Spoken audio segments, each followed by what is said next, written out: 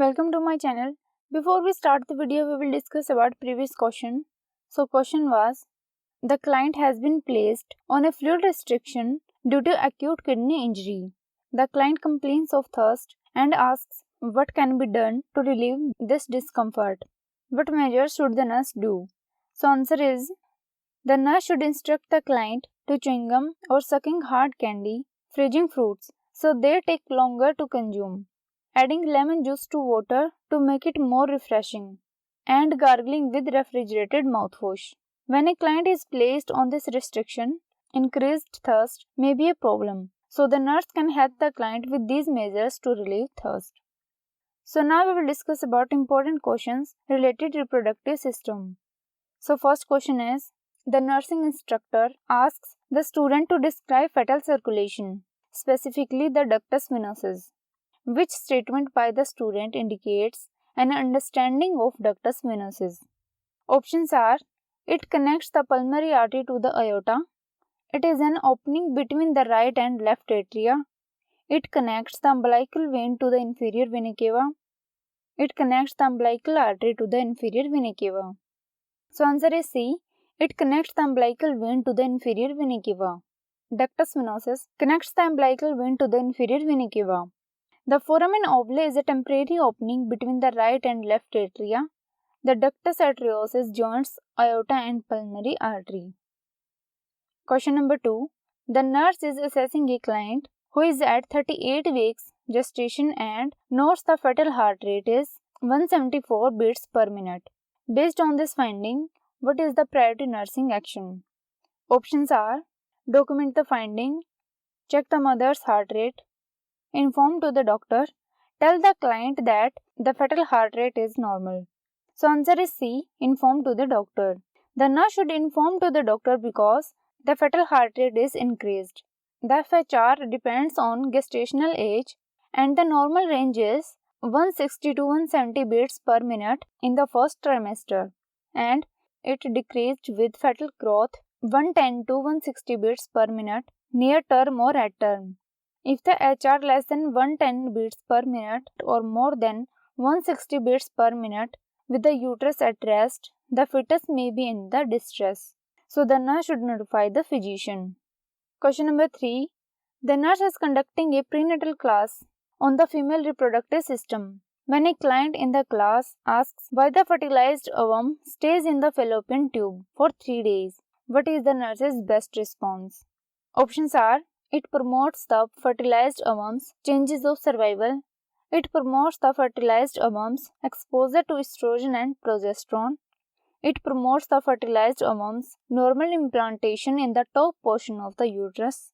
It promotes the fertilized ovum's exposure to luteinizing hormone and follicle stimulating hormone. So answer is C. It promotes the fertilized ovum's normal implantation in the top portion of the uterus. The initial growth of the fertilized ovum promotes its normal implantation in the fundal portion of the uterine corpus. The survival of the fertilized ovum does not depend on its staying in the fallopian tube for 3 days. Question number 4.